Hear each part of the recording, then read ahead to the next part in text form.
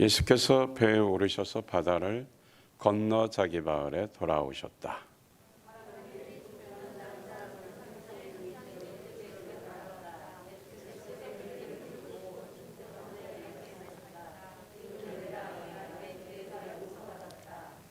그런데 율법학자 몇이 이 사람이 하나님을 모독하는구나 하고 속으로 말하였다.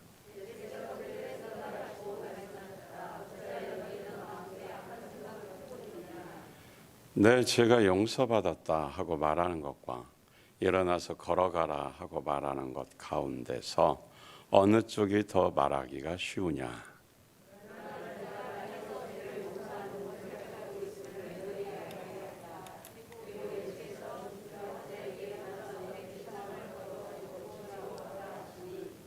그가 일어나서 자기 집으로 돌아갔다.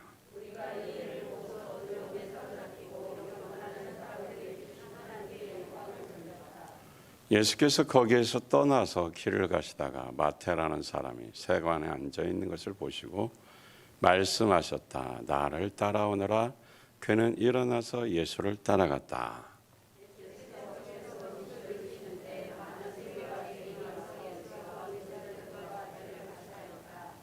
바리새파 사람들이 이것을 보고 예수의 제자들에게 말하였다.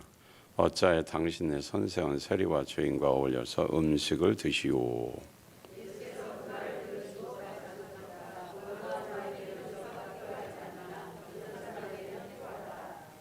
다 같이 너희는 가서 내가 바라는 것은 자비와 희생제물이다 하신 말씀이 무슨 뜻인지 나는 의인을 부르러 온 것이 아니라 죄인을 부르러 왔다. 아멘. 할렐루야. 기독교의 가장 큰 특징은 능력이다 말씀드렸죠. 그래서 하나님께서 오늘 예수님께서 중풍병자를 고치는 그 사건을 통해서 내가 은혜 받기를 원합니다. 첫째, 하나님은 치유하시는 분이다 그랬죠. 그럼 어떻게 치유하시냐? 2절에 보니까 그들의 믿음을 보시고, 그래서 4명이 들 것을 싣고 들고 왔는데 친구들의 믿음을 통해서 그 믿음을 보고 주님께서 고쳐주셨다는 것입니다. 그런데 여기서 좀 중요한 것은 우리가 하나님 말씀을 믿기로 작정하는 것이 중요합니다. 여러분들이 의심을 하면 그건 안 믿는 거잖아요. 하나님 말씀을 내가 마음속으로 다짐하는 거면 나는 이 말씀을 믿기로 결정한다. 그래야 믿어지는 거예요. 그런데 의심하고 안 믿어지면 또 안 믿기로 생각하면 안 믿어져요. 여러분의 생각과 의지가 중요합니다. 따라서 합니다. 하나님 말씀을 믿기로 작정해야 한다. 여러분들이 하나님 말씀을 안 믿으려고 하면 안 믿어지는 거예요. 믿어야 주님이 역사하십니다. 참 사람이 결정하고 이렇게 순종하는 게 중요해요. 3일 예배는 안 나오기로 작정하면 못 나오는 거예요. 나오기로 작정해야 나올 수 있는 거예요. 하나님이 도와주시는 거예요. 근데 내가 원래 그만 안 나오기로 결정하면 하나님이 안 도와주셔요. 못 도와주셔요. 힘든 가운데서 나는 나와서 예배 드려야 되겠다라는 작정을 하고 결단을 하면 하나님이 도와주시는 겁니다. 축복을 받기로 작정을 해야 축복을 받죠. 나는 이러다가 망할 거야. 그럼 망하는 걸로 사단이 도와줘. 굉장히 우리는 신앙생활 할 때 어리버리한 경우도 있고요. 뭐 알아서 되겠지 하고 너무 물에 불탄 듯 술에 술탄 듯 이걸 뭐라 그러죠? 그렇게 결정력이 없는 거예요. 결정력 부족. 우유부단한 거죠. 신앙생활은 우유부단하면 우유를 부어 먹으면 그래서 우리는 나는 할 수 있다라는 믿음을 결정하는 게 중요하죠. 그 다음에 병 고침은 회개를 통해서 회개를 해야 됩니다. 자, 오늘은 큰 두 번째로, 자, 이 말씀을 통해서 우리에게 알려주는 게 있어요. 예수님은 하나님의 아들이시다라는 겁니다. 예수님이 하나님의 아들이시라는 것을 이 본문 속에서 발견할 수 있죠. 그러니까 하나님의 아들은 하나님과 본질이 같다, 그런 뜻입니다. 하나님이라는 의미는 그러니까 하나님이라는 뜻이죠. 예수님은 하나님이시다. 그래서 예수님 어떻게 하나님이시니까 죄를 용서할 수 있어요, 없어요? 있습니다. 마태복음 9장 3절을 보겠습니다. 성경 보면 마태복음 9장 3절. 네.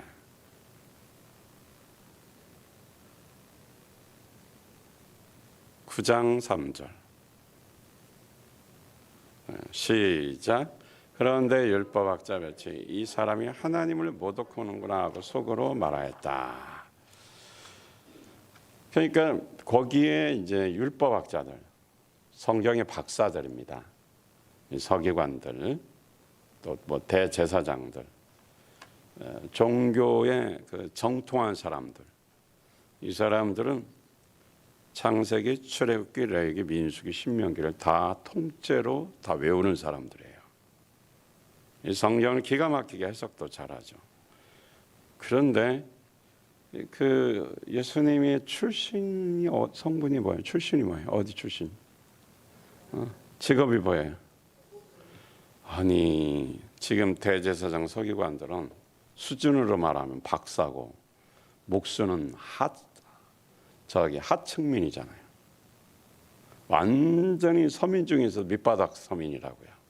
무식하죠. 그들이 볼 때는. 근데 목수의 아들이 갑자기 나타나더니 자기가 죄를 용서해 주겠다. 나한테는 죄를 용서해 주는 권세가 있다. 이 율법의 성경에 정통한 학자들이 들었을 때 어떨까요? 황당해요? 황당하잖아요. 아니 목수 아들이 갑자기 저거 2단 아니면 3단? 아니면 제정신이 아닌 사람이죠. 그래서 이렇게 말한 거죠. 네가 하나님을 모독하는구나. 근데 예수님은 하나님을 모독한 게 아니잖아요. 누구세요? 신분이 누구예요? 하나님이시잖아요. 하나님이시니까 용서의 권세가 있고, 그래서 거기서 뭐예요? 내가 죄를 용서한다. 그 말을 통해서 예수님이 내가 바로 하나님이시다라는 것을 보여준 거예요. 자, 하나님은 볼 수 있어요, 없어요? 없잖아요. 그러니까 예수님이 말씀이신 그 하나님이 사람으로 오셔서 하나님을 보여준 거예요. 죄가 없는 하나님이 자기를 보여주고 그 하나님이 무슨 일을 했는가 목격자들을 두게 된 거죠. 하나님이 맞죠? 자, 마태복음 9장 5절 보겠습니다. 9장 5절 시작. 내 죄가 용서받았다고 말하는 것과 말해봐.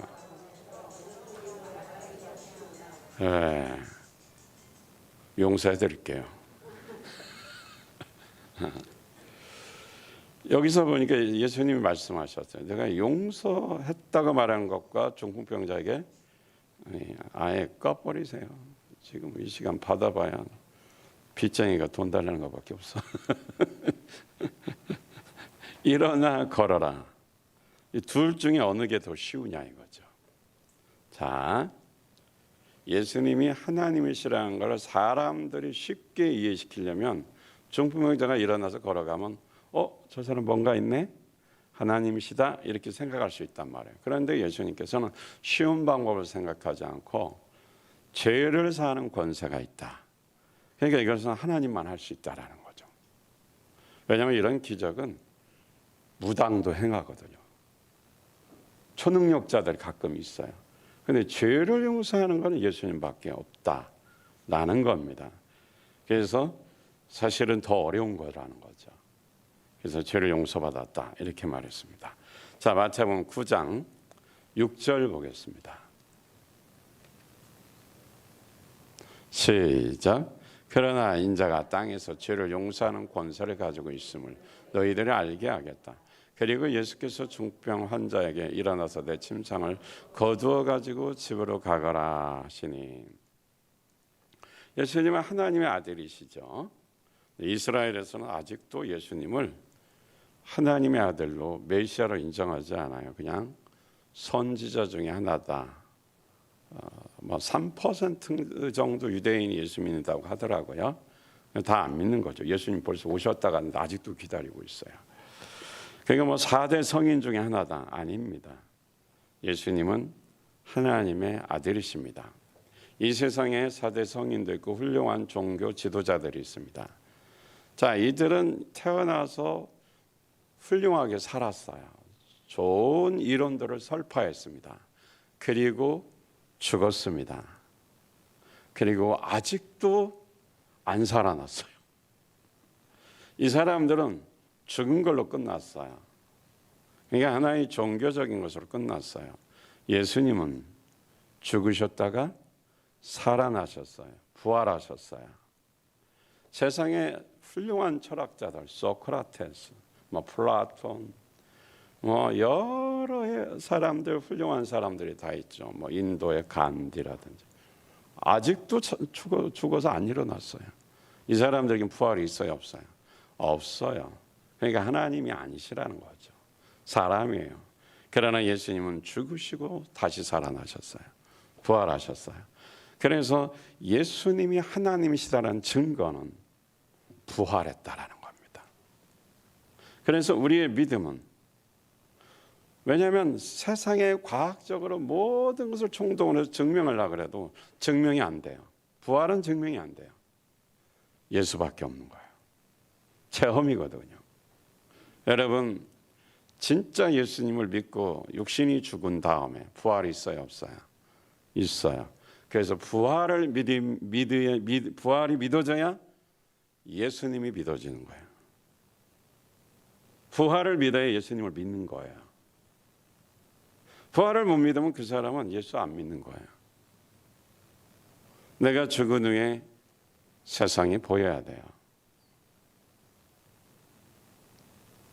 지옥이라는 것은 진짜 무서운 곳입니다. 이게 뜨거운 맛을 봐야 다 회개를 하는데 그 뜨거운 맛을 못 보면 참 여러 가지가 회개도 안 되고 이성으로 머리 계산하는 것만 믿으려고 합니다. 제가 아는 그 이학 박사, 수학 박사죠. 수학 박사는 1 더하기 1은 2다. 딱 요거 이상 못 벗어나요. 논리와 이론, 합리적 이런 증거가 아니면 절대 못 믿어요. 이 수학을 좋아하는 이과 계통. 그런데 이분이 모 대학의 교수를 오래 하셨고 나중에 목사님 되셨는데 수학 박사가 그게 이학 박사죠. 예수님을 영접하고 은혜를 받으니까 체험을 한 거죠. 너무 신비적인 것을 많이 믿어요. 체험이 있으니까 그래서 성경을 문자대로 믿어버려요. 그러면 공식이 떨어져요. 이 히브리어나 헬라어를 숫자로 풀면 딱딱 떨어지거든요. 그래서 1.1억이라도 다 이루어진다. 이걸 숫자로 풀어내요. 성경 해석을 그 사람은 이학 박사이기 때문에 수학으로 풀어내요. 그래서 아주 너무 고지식해요. 어떻게 이 고지식한 사람이 예수님을 믿어서 말씀 그대로 믿고 살려고 그러느냐. 부활의 체험을 하니까. 여러분이 지금 교회를 몇십 년 다니셨지만 진짜 부활을 믿습니까? 내가 죽은 다음에 살아나는 것을 믿습니까? 전 그 신학대학 1학년 들어가서 어떻게 하나님 나라를 갈까 고민을 참 많이 했어요. 저 우주 저 너머에 천국이 있다면 어떻게 갈까? 붕 떠서 갈까? 되게 궁금했어요. 그리고 동정녀 탄생이 남자의 시감도 어떻게 애가 생기지? 그냥 예수님 믿는다고 하면서 그게 참 고민이었죠. 나중에는 그냥 믿어지니까 성령님께서 만들어서 자궁을 빌려서 뱃속에 푹 집어넣으면 되더라고요. 천지도 창조하시고 사람도 만드신 분인데 그걸 못하겠어요? 어느 날 단순 무식하게 믿어지더라고요. 동정녀 탄생이. 부활도 믿어져야 돼요. 지금 우리가 사는 것은 씨를 심은 거예요. 천국에서 어떤 나무에 어떤 열매로 아름답게 맺어지는 부활의 본과 아름다운 상급의 열매가 될지는 몰라요. 그냥 이 세상에서 뭐예요? 열심히 주님 앞에 살아야 돼요. 충성하면서 성실하게. 할렐루야. 근데 얼마나 많은 사람들이 교회를 종교적으로 다니고 있는지 모릅니다. 예수는 이 세상의 훌륭한 성인들과 다른 점이 있다면 죽으셨다 살아나셨다는 것, 부활하셨다는 것. 그러니까 하나님이시죠. 죄가 없는 그 하나님이 사람이 되셔서 죄의 문제를 해결해 주시고, 그리고 죄가 없는 그분이 자기가 죄의 형벌을 어떻게 지불하셨으니까 죄를 용서해 줄 수 있는 권세가 있다라는 것입니다. 그래서 중풍병자에게도 일어나라, 내 침상을 가지고 가라 하셨는데, 그보다 먼저 뭐예요? 죄를 용서했다고 그랬어요. 죄를. 그거는 뭐예요? 내가 하나님이다라는 걸 보여주는 겁니다. 그래서 우리가 예수 그리스도를 우리의 주인님으로 모셔드리고 살 때에, 모셔드릴 때 제일 먼저 중요한 것이 죄를 용서받아야 돼요. 주님의 이름을 의지해서 기도할 때 중풍병자가 고침받는 기적을 체험하는 것은 먼저 죄를 용서받았기 때문에 그렇습니다. 그래서 우리가 먼저 철저히 회개를 해야 됩니다. 성령님이 깨닫게 하는 것을 회개해야 됩니다. 성령님이 회개하라는 사인을 주거든요.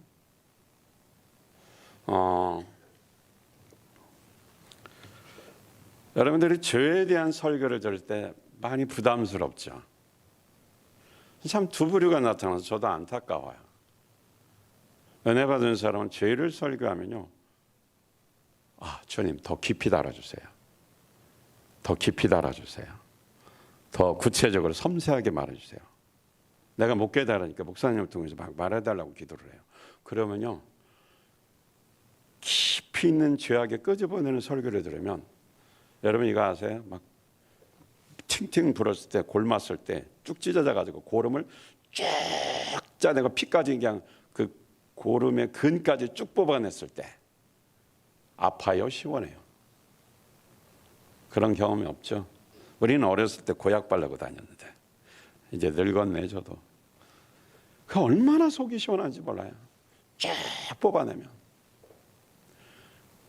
너무 징그럽나? 그럼 잇몸이 부어서 피날 때 여러분 병원 가야 되는데, 가기 전에 제가 하나 노하우 가르쳐 드릴게요. 그냥 소독약에다 소금이란다. 소독약에다 솜에 소독약을 묻혀서 그냥 잇몸을 꽉꽉 눌러도 이 잇몸 안 찢어지고 안 부러져요. 그냥 병원 가도 똑같아요. 병원 가야지 나중에 가긴 가는데, 가기 전에 꽉꽉 눌러서 막 앞뒤로 다 쭉쭉 그냥 피 나오고 안 나올 때까지 짜내세요. 그리고 크링클 가글로 식염수가 있어요. 병원에서 이렇게 추천하는 거. 싹 헹궈내면요, 병원 간 거하고 똑같이 시원해요.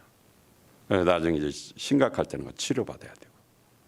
그런 것처럼 우리의 뼛속 깊이 묻혀있는 죄악에 대해서 막 칼날처럼 찢듯이 죄악을 도려낼 때 얼마나 통쾌한지 몰라. 그래서 그 말씀 들으면 그 다음부터 기도가 나오는데, 주여 이런 기도가 안 나와요. 어떻게 나올까요? 그거 있잖아요. 막 주여의 최고의 절정의 큰 소리 쫙 하는 그 부르짖음으로 가슴을 찢으며 회개가 나오기 시작합니다. 이런 회개를 해봐야, 예수 믿는 밭, 이분이 예수님이시구나. 그리고 세상이 달라 보이고, 그 다음부터 기도하기 시작하고 순종하기 시작합니다. 그래서 말씀 듣고 기도해야 돼요. 자, 오늘 새벽에 기도 끝나고 예배당을 한 바퀴 돌면서 마음이 좀 많이 요즘 우울하고, 그렇게 기쁨은 없어요. 기도하는데 편안하긴 한데, 근데 이런 생각이 들었어요. 우리는 다른 교회와 비교할 필요는 없어요. 서울에 있는 교회를 따라갈 필요도 없습니다. 증평에서는 찬송교회는 우리 교회는 밖에 없어요. 그러면 이 땅에서 성령의 능력과 인도하심과 성령의 말씀을 듣고 진짜 회개하는 교회가 있을까? 물론 나는 모르죠. 근데 그럼 우리 교회 하나라도 성령의 충만한 가운데 회개하는 회개를 정말 진실하게 목 놓아 통곡하며 회개하는 기도를 하는 교회도 하나쯤은 필요하지 않을까? 만약 이 땅에 다른 정말 이 기도원에서 하는 것처럼 사도행전에서 일어나는 역사가 일어나는 회개하는 그런 것처럼 이런 회개하는 교회 하나쯤은 필요하지 않을까? 문득 이런 생각이 들었어요. 왜냐하면 회개해야 예수님이 내 안에 주님으로 오시거든요. 수영아. 물속에서 수영만 하지 말고. 그래서 그 생각이 들었어요. 회개는 꼭 큰 소리로만 하는 건 아니죠. 성령님이 역사하시면 진짜 회개 역사가 일어나는데. 그래서 이런 교회가 이 땅에서 회개하는 교회다. 그러면 찬송교회. 이런 것도 괜찮을 것 같아요. 왜냐하면 예수님을 만나려면 회개 없이는 못 만나요. 병이 고침받으려면 회개 없이는 안 돼요. 회개해야 되잖아요. 주의 능력받아 영원의 제자 삼으려면 회개해야 구원의 능력이 나타나는 겁니다. 할렐루야. 그래서 여기서 회개할 때에 예수 그리스도의 십자가를 체험하고 하나님을 어떻게 체험하죠. 이런 축복이 있기를 바랍니다. 마태는 이 사건을 통해서 바로 이걸 우리에게 하나님이신 예수님이고 그분이 죄를 용서하시는 분이니까 회개하라. 그리고 그분이 병을 고쳐주십니다 라는 걸 말해주고 있습니다. 자, 그 다음에 마태복음 9장 9절 보겠습니다. 9장 9절 시작. 예수께서 거기에서 떠나서 길을 가시다가 마태라는 사람이 세관에 앉아있는 것을 보시고 말씀하셨다. 나를 따라오너라. 그는 일어나서 예수를 따라갔다. 자, 여기서 보면 마태라는 사람이 예수님을 따라가는 것이 나오죠. 그는 직업이 뭐예요? 세리입니다. 그러니까 세무서에서 근무하는 자인데 돈을 많이 벌어요. 노마에다 이렇게 세금을 징수해서 노마에다 바칩니다. 그러니까 조선시인데 일본 형사라고 생각하면 되죠. 백성을 뺏어서 일본에 바치고 나머지 그러니까 하나만 10% 세금을 걷어 내야 될 걸 40%를 걷어서 30%는 자기가 다 먹는 거죠. 착복하는 거죠. 그러니까 돈을 엄청 많이 벌고 죄인 중에서도 창녀하고 같이 취급받았어요. 이런 세리가 정부의 그 권력을 얻고 군림하는 자죠. 아주 좋은 자리에 있는 사람이에요. 이 사람이 변화된다라는 것은 그러니까 아주 그 고혈을 빨아먹는 사람이잖아요. 백성의 고혈을 빨아먹는 사람. 백성들의 모든 미움과 경멸을 받는 사람이에요. 이런 세리장이가 변화된다. 상상하는 것은 불가능합니다. 그런데 사람이 볼 때는 불가능하지만 하나님은 사람을 만드신 분이고 예수님은 하나님이시잖아요. 사람으로는 할 수 없지만 하나님으로는 할 수 있을까요? 없을까요? 그렇죠. 수영아 졸리면 저 뒤에 서서 많이 피곤한가 봐. 자꾸 눈에 띈다. 네가 안 보여야 되는데.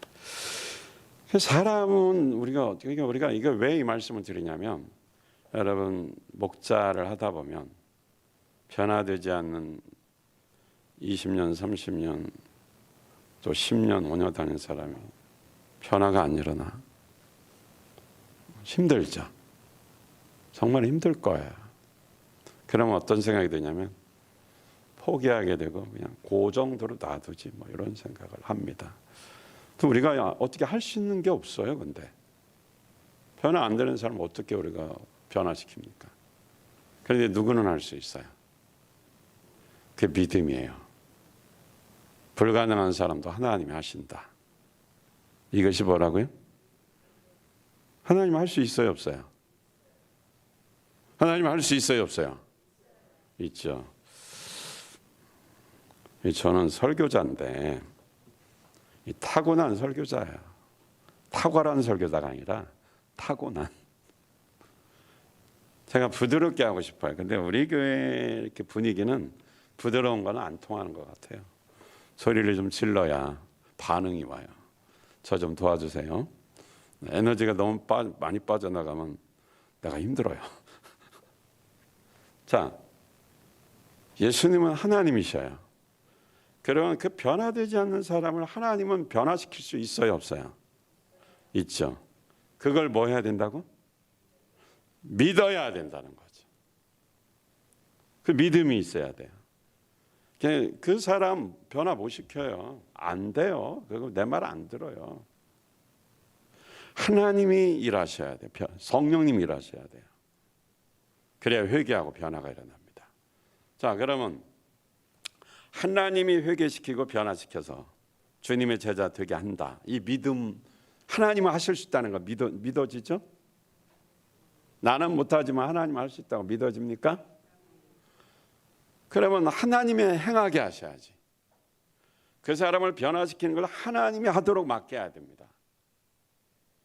쉽죠? 그죠? 그럼 어떻게 해야 돼요? 그러면 이제 내가 하나님께 맡겨서 하나님이 그 사람을 회개시켜 변화시키도록 하려면 이제 내가 할 수 있는 방법은 뭐예요? 근데 왜 안 하십니까? 근데 그 기도를 그냥 한번 툭 던지듯이 하지 말고 예수님 마음을 가지고 포기하지 않고 성실하게 진심으로 하면 통합니다. 진심으로 해야 돼요. 그래서 기도는 누가 하라고 사는 게 아니에요. 저 사람 내가 기도하면 변화가 안 일어나. 내가 저 사람을 위해서 기도해 줄 사람이에요. 목자나 목녀는 엄마 아빠예요. 자식들 기도 잘 안 하거든요. 부모가 기도해야 되는 거예요. 그것으로 먹고 살고 그리고 하나님이 때 되면 회개시켜서 나오게 만드시는 겁니다. 변화시키는 거죠. 그러니까 목장의 목원들을 위해서 우리 학생들을 위해서 선생님이 또 먼저 좀 믿음이 있는 사람이 그대로 위해서 진심으로 기도해 줘야 그가 변화가 일어나는 겁니다. 기도는 안 해주고 짜증만 내면 기도는 안 하고 중보기도는 안 하고 그냥 부담스럽고 스트레스 받고 짜증만 내면 변화가 안 일어나요. 기도할 때 조바심 갖지 말고 하나님이 불가능한 사람을 변화시킨다. 이 믿음을 가지고 하나님께 맡기고 기도해야 됩니다. 대신 애절하게 해야 되겠죠. 저 사람 하나님 회개해야 되는데 죄가 뭔지도 잘 모릅니다. 회개해야 됩니다. 그럼 누가 역사하시느냐? 성령님이 역사하셔요. 자, 믿음이 생기십니까? 이제 으쌰으쌰 기도하셔야 됩니다. 이렇게 쉽게 설교하고 여러분을 설득 당했죠? 이제 나와서 증언본 하지 말고 진짜로 기도하십시오. 공동체로 기도할 때 교회로 임하는 성령 역사가 강하고 교회로 기도할 때 응답이 빠릅니다. 개인 기도는 죄성이 있으면 응답이 어려워요. 두세 사람이 합심 기도할 때는 교회로 기도하니까 응답이 빠릅니다. 그래서 개인 프레이를 하지 말고 함께 기도하는 곳에 꼭 동참하시기를 예수 이름으로 강권합니다. 그 체험이 있으면 함께 기도할 수밖에 없는 거예요. 혼자서 도닦는 건 좋아요. 혼자 기도할 땐 편안해요. 주님과 독대하고 음성도. 그러나 영원권에서 제자 만드는 일로서는 함께 같이 움직여줘야 돼요. 두세 사람이 먼 곳에 나도 거두고 있고 그 교회가 천국의 열쇠가 있다고 그랬어요. 천국의 열쇠. 하늘 문을 닫으라면 닫고 열려면 열린다. 교회 이름으로 기도할 때 그렇게 되는 것입니다. 강력한 파워의 기도가 우리에게 있습니다. 그걸 사용하셔야 됩니다. 그래서 우리가 변화시키는 분은 하나님이시다라는 걸 알아야 됩니다. 많은 사람들이 예수 믿고 구원받아 변화되는 경우가 많이 있죠. 근데 예수 믿는다고 하면서 3년, 5년, 10년, 20년 지나도 변화가 안 된다. 그건 좀 문제가 있어. 이 사람은 구원받았는가를 생각해 봐야 돼요. 왜냐하면 예수님이 내 안에 계시고 내가 하나님의 자녀가 되었다면 변화가 안 일어나는 게 비정상입니다. 변화가 작으냐 마느냐 요 차이는 있을 수 있어요. 10, 20, 50, 100 요 차이는 있을 수가 있지만 변화가 아니라고 옛날보다 더 못하게 산다. 그 사람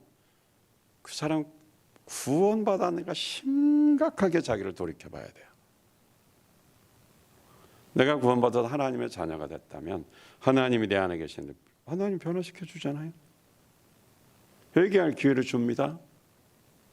그런데 고정관념 속에서 전혀 움직이잖아요. 그럼 그분은 자기가 예수예요. 종교적인 관념적인 예수를 믿는 사람이죠. 진짜 예수 믿으면요 겸손해지게 되어 있고 부족한 걸 인정하고 도와달라 그럽니다. 튕기지 않아요. 교만하지 않아요. 내가 이렇게 연약하니까 나 좀 도와주세요. 그러니까 여러분 주변을 보십시오. 우리 안에서 보십시오.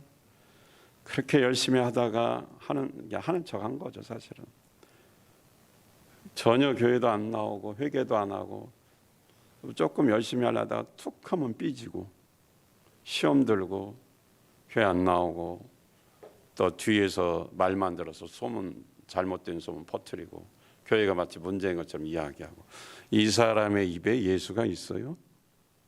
그건 예수가 아니라 악한 영에게 쓰임받는 거예요. 이분은 구원 못 받았어요. 그러면 그런 얘기 들으면 기분 안 좋아요. 근데 이렇게 생각합시다. 저분이 불신자다 생각하면 뭘 모르고 하는 얘기잖아요. 교회를 다니는 전통적인 종교적인 생활하는 사람 예수님이 없다면 잠시 화가 날 수 있고 서운할 수는 있어요. 내가 그렇게 잘하는지 어떻게 뒤통수에 대고 나를 욕하고 부정적으로 말하고 다니. 굉장히 자존심 상해요. 근데 한 번만 생각해 보자요. 저 사람은 교회를 20년, 30년 다녔는데 불신자네. 저 사람 지옥 가서 불타오는 곳에 고통당하는 그 모습을 보면서 그런 상황이 되면 어떡하죠? 나하고 30년을 같이 다녔는데 불 속에 들어가서 고통당하는 그 모습이 떠오르면 어떡해요? 지옥 가는 게 눈에 보이니까 마음이 아파요, 안 아파요? 아프죠. 불쌍해 보여요, 안 보여요? 불쌍합니다. 그러니 기도 안 할 수가 없는 거예요. 대화하는 이미 안 돼요. 그 사람은 너무 잘못되게 이렇게 삐뚤어졌으니까 대화는 안 돼요. 하나님께 매달리세요. 그러면 그 사람 회개시켜요. 하나님을 회개시킬 때, 자 오늘은 좋은 얘기만 하지는 않겠습니다. 그 사람이 내가 막 그 사람을 해서 정말 진실함으로 그 사람을 저주받으라고 기도하지 않았습니다. 회개하고 예수님을 영접하고 주님 사랑 만나도록 간절하게 기도합니다. 근데 그 사람이 예수 믿을 생각을 안 해요. 고집을 피웁니다. 그러면 하나님이 그 사람에게 고난을 줍니다. 엄청난 시련과 어려움을 겪게 하세요. 거의 죽을 정도로 갑니다. 말 안 들으면. 죽이려고 하나님 그런 고난을 속에 집어넣는 것이 아니에요. 그 사람을 위해서 누군가가 너무 지옥 가지 않도록 현실을 바라보지 말고 육신의 안일함을 보지 말고 지옥의 현실을 보니까 너무 불쌍해서 막 가슴을 찢으며 한 영혼이 그를 위해서 한 사람이 그를 위해서 기도하니까 그 기도를 들으시고 하나님은 그 영혼을 구원시키려고 마지막 죽음의 순간까지 가서 살려내는 거예요. 그래도 회개 안 하면 그건 나도 모르겠습니다. 그 자리까지 가야 됩니까? 안 가야 됩니까? 가고 싶으세요? 우리는 여기 앉아있는 사람도 그럴 수 있어요. 자기 고집으로 계속 전통적인 가치관과 정해놓은 것을 가지고 목사님은 저렇게 해도 나는 이렇게 하려다. 한번 내기할까요? 누가 이기나? 그 생각을 가지고 있는 분 위에서 내가 누군지는 모르지만 혹시 하나님 사인 주면 내가 내일부터 기도할 겁니다. 죽으라고 아니에요. 진짜 회개하고 예수 체험하고 성령 체험해서 하나님의 아들로서 주님으로서 목자로 살도록 기도할 겁니다. 진심으로 해야죠. 왜냐하면 저주하듯이 기도하면 그건 하나님이 기뻐하지 않죠. 사랑해서 기도해야 되죠. 근데 만약에 회개 안 하면 특히 죄정의 기도는 잘 들어주시더라고요. 그 이유가 영적 권위를 주셔서 그래요. 제가 잘나서 그런 것이 아니고 가만히 보니까 내가 목사를 안 하면 또 아닐 수도 있는데 지금 현재는 여기에 담임을 하고 있으니까 영혼을 사랑하는 마음이 있으니까 그 기도를 꼭 들어주시는 것 같아요. 좀 빨리 들어주시기도 하더라고요. 가끔. 뭐 제가 성도와 목사를 차별하는 그런 얘기는 아닙니다. 기도의 체험을 얘기하는 거죠. 그래서 여러분 또 마찬가지 가족과의 관계에서도 좀 힘들지만 진짜 기도로 사랑으로 하십시오. 다행히 빨리 회개하고 돌아오면 감사하고 너무 고집을 피면 왜냐하면 생각을 바꿔놔야 되니까 하나님이 직접 개입하시면 항복 안 할 수 없잖아요. 그래서 변화는 인간으로 볼 때는 불가능하지만 하나님은 어떻게 하신다? 변화를 시킨다라는 것입니다. 자, 그래서 마태는 어떻게 해요? 불가능한 사람들 따라왔어요, 안 따라왔어요?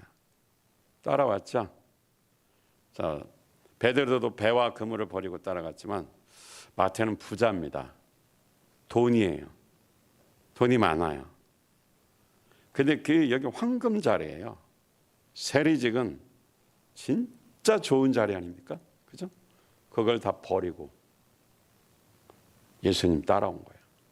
그래서 우리가 예수님을 주님으로 모시고 주의 제자로 사는 것은 최선의 것을 드려요. 최선의 것. 마태는 자기 자신의 최상의 것을 어떻게 하나님께 드린 거예요. 그걸 버렸다라는 것은 그 요직이에요. 막 돈이 저절로 막 수입이 늘어나고 평생 잘 먹고 잘 살고 행복하게 살 수 있어요. 육신적으로. 근데 그거를 다 주님께 드리고 깨끗하게 청산하고 따라온 거예요. 그러니 주님의 제자가 된 거죠. 주님 따라가는데 걸리적거리는 거 주님께 다 드리세요.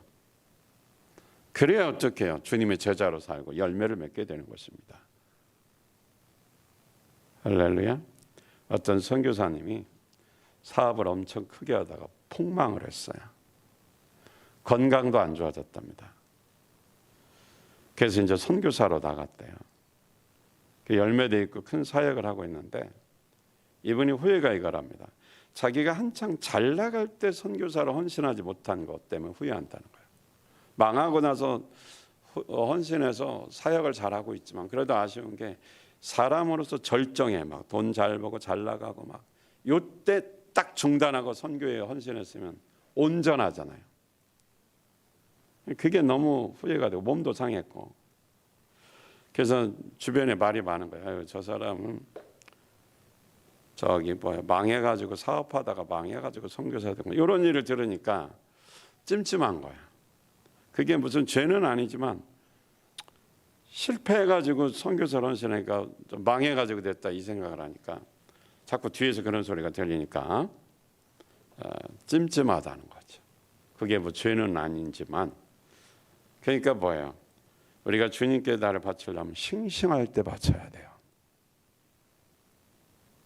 다 늙어 빠져서 이빨 빠지고 눈도 안 보이고 말도 안 못하는 이런 때 들이지 말고 날쌘돌이처럼 날아다닐 때 혈기왕성할 때 축구를 1시간 내내 뛰어도 지치지 않을 때 산꼭대기 같이 뛰어갔다 뛰어와도 끄떡없을 때 저는 그 나이에 헌신했어요. 나이 27살 때 치악산을 뛰어 올라갔다 뛰어 내려온 사람이에요.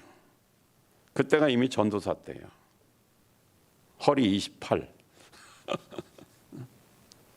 가장 자기의 청춘을 드릴 때 그때 아주 싱싱하고 아주 멋지고 아름다울 때 주님 앞에 평생을 드릴 때 이게 최선의 것이에요.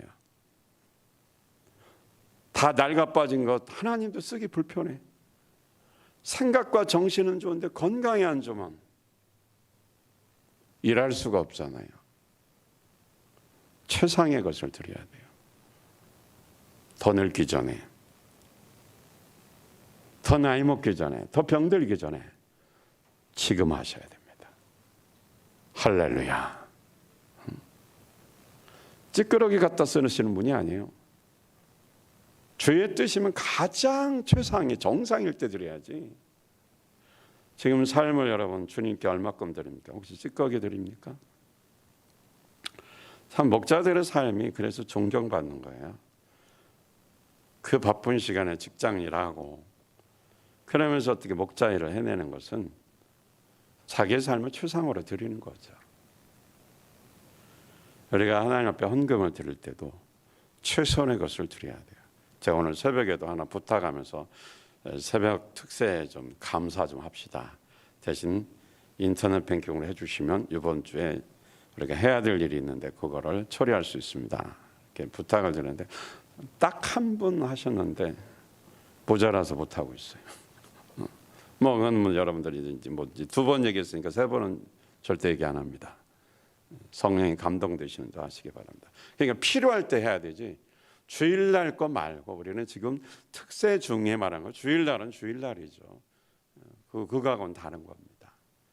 그래서 하나님 필요할 때 꼭 써줘야 돼요. 그리고 머리에 생각고 마음도 다짐을 했는데 어쩌다 늦었어. 그러면 그게 기회 지난 거야. 지금 당장 필요한데 벌써 그게 타이밍이 늦었으니까 하나님이 받으시고 축복해 주시긴 하지만 지금 이 타이밍에 쓰임 받을 건 놓친 거죠. 내일까지 시간을 주겠습니다. 내일까지. 근데 관심 없는 사람도 많아요. 그건 그 사람의 문제죠. 그러나 우리는 뭐든지 인생도 그렇고 드림도 필요할 때 가장 적절한 시간에 그 타이밍에 딱 드릴 때 하나님이 얼마나 기뻐하시겠습니까? 마태를 기뻐하시고 제자로 쓸 수밖에 없는 거죠. 할렐루야. 우리가 무슨 유명한 사람은 아니지만 이런 지금 상황에서 최선을 다하면 최고입니다. 그게. 자부심 가지고 사십시오. 그 다음에 하나님의 소원은 모든 사람이 구원받는 거예요. 마태복음 9장 10절 시작. 예수께서 집에서 음식을 드시는데 많은 세리와 죄인이 와서 예수와 그 제자들과 그 자리를 같이 했다. 마태는 예수님이 제자로 불러주니까 너무 기뻐서 자기 집에서 잔치를 벌였어. 이 정도는 돼야죠. VIP가 구원받으면 자기 집에 초청해야 돼요. 목사님 먼저 목장 모여서 목장을 초청해서 대접하고 그 다음에 어떻게 목사님도 같이 또 한번 신방에서 같이 목장 모임 같이 하고 VIP가 요 정도 예수님을 영접해서 대접하고 섬길 정도면 된 사람이에요. 가능성이 있는 사람. 구원받아서 주님의 제자로 쓰임받고 뭔가 주님 앞에 귀한 존재로 그냥 인정받는 사람이 되는 겁니다. 이 노랭이 같고 수전노 같고 인색한 사람은 쓰임받기 쉽지 않아요. 변화가 어려워요. 근데 마태는 스케일이 컸나 봐요. 다 불러서 대접하는 거야. 근데 그 바리새인들은 불평하는 거. 그 집에 못 들어가거든요. 왜냐하면 죄인하고는 살을 섞을 수가 없고 이렇게 대화를 하면 안 되니까 그 문 열은 그곳에 대해서 굉장히 어떻게 부정적으로 말합니다. 죄인들하고도 온다고. 얼마나 비난하는지 몰라요. 예수님이 말씀했잖아요. 건강한 사람은 건강한 사람에게 의사가 필요 없다. 병든 사람에게 의사가 필요하다. 마태복음 6장 6절에 말했죠. 근데 이 사람들은 제사는 열심히 드려요. 예배는 잘 드려요. 근데 하나님의 마음을 몰랐어요. 하나님의 마음을 알아들어야 되잖아요. 근데 주님 마음을 전혀 모르는 거죠. 죄인하고 함께하는 것은 그를 불쌍히 여겨서 자비를 베풀어서 어떻게 구원시키려는 거죠. 그래서 주님이 원하는 제사는 뭐냐면 먼저 화해하고 자비를 베풀고 그 다음에 희생의 제사를 바치라는 건데 거꾸로 사는 거죠. 제사는 드리지만 사람들을 불쌍히 여기나 사람들을 만나서 교제하지는 않습니다. 하나님의 소원을 모르는 거죠. 저는 우리 교회가 열심히 다 나름 노력하고 있죠. 우리는 칭찬받는 교회가 되어야 되는데 죄인을 회개시켜 구원하여 제자 만드는 교회로 칭찬받아야 됩니다. 그게 하나님의 절대적인 소원이기 때문에 그렇습니다. 그러니까 죄인을 만나야 되고 예수 믿는 사람 만나야 됩니다. 오늘도 사실 이렇게 좀 돌아다니기가 제가 좀 부담스러워요, 걷기가. 근데 날씨도 좀 시원하고, 그러면 살살 걷자. 뛰지는 말고. 그래서 아파트를 한번 돌아서 만약에 그 5시, 6시 그 사이인데 사람이 비가 오니까 없더라고요. 비가 오니까. 그러면 분명히 한 통을 다 못 돌릴 것 같아서 그러면 아파트로 해서 저 시장통으로 해서 고혈압약을 타야 되니까 그러면 병원까지 가고 그다음에 백신 이 시간이 11시인데 좀 이렇게 최대한 늦추니까 5시까지 오래요. 근데 뭐 늦으면 6시까지로 오래요. 그러면 이제 제가 어디 출장을 갔다 와야 되니까 그걸 좀 물어봤더니 5시로 변경을 했어요. 그래서 한 바퀴 빙 돌아서 병원까지 가서 또 몇 장 남아서 교회 오기 직전까지 깔끔하게 다 돌렸어요. 그러니까 여기 들어가자마자 우리 옆집 전도 대상자잖아요. 난 그분들 누가 좀 해줬으면 좋겠어요. 제가 목회자가 하기에는 좀 부담스러워요. 근데 누군가 그 사람들을 불러서 안 와도 불러서 아니면 찾아가기도 하고 식사를 같이 해야 돼요. 부부 이렇게 같이. 자꾸 만나서 밥을 사 먹이고 식사 교전에도 좀 시간을 오래 둬야 돼요. 그분을 만나 유치원 애 데리러 왔더라고요. 그리고 또 누군가 만나고 좀 아는 사람 몇 명 만났어요. 과일 가게 아저씨도 좀 만나고 비가 오는데 과일도 안 팔리는데 청승맞게 앉아서 마스크 들여서 행복하시라고 축복해주고 이렇게 쭉 지나는데 정말 필요한 사람은 또 만나게 해주더라고요. 여러분 일주일에 꼭 시간 내서 주님의 소원이 뭐예요? 불신자 구원입니다. 여러분 마스크는 조금만 들려도 괜찮아요. 여러분 사람을 만나서 식사하셔야 됩니다. 만나서 일주일에 꼭 식사 한 번 하면 한 번만 하면 1시간 가죠. 2시간은 그러니까 불신자하고 함께하듯 시간을 쪼개서 내놓으세요. 그러면 전도 대상자가 열려서 구원의 열매를 맺어요. 저처럼 계속 뿌리고만 다니면 안 돼요. 여러분들 만날 수 있잖아요. 왜? 하나님이 가장 기뻐하는 소원이 뭐예요? 영혼 구원하여 그걸로 끝나면 안 돼. 제자 만들어내는 거. 그 열매예요. 하나님은 그것만 하는 교회. 그런 것이 나타나면 그 교회가 칭찬받는 교회입니다. 인간은 악해요 원래. 그런데 그런 악한 인간을 변화시켜서 하나님이 사랑한다는 거죠. 우주에 하나밖에 없는 사람처럼. 그래서 예수님의 이 사랑을 죽어가는 그 영혼에게 전해야 되는데 복음 전하는 얘기도 아니에요. 복음 전하지 마세요. 그냥 잘 사귀어서 내 인품이 좋다. 사람이 어떻게 저렇게 착하지? 그래서 뭔가 선한 영향력이 성령님으로 기름 부음이 흘러가게만 하면 돼요. 그리고 자꾸 이제 개인 식사하고 목장에 밥 먹으러 오라고 초대를 해서 그냥 간증을 하면 되잖아요. 자꾸 뭐를 쩍쩍거리고 아는 척하면서 가르치려고 하지 마세요. 그거 100% 실패합니다. 그냥 나는 예수 믿고 기도해서 이런 좋은 일이 있었다. 직장에서 이런 일이 있었는데 잘 해결됐다. 뭐 이런 너무 또 막 기적적인 간증도 하지 마세요. 안 믿어. 그냥 소소한 거. 우리 애가 요새 반항적이었는데 내가 하나님 앞에 기도했더니 요새는 아주 고분고분 얌전해지면서 잘 따라오더라고. 뭐 이런 얘기. 가시돋친 말로 매사 불평했던 남편이 요새 그 혀가 좀 부드러워진 것 같다고. 뭐 이런 이야기를 하면 공감해요, 안 해요?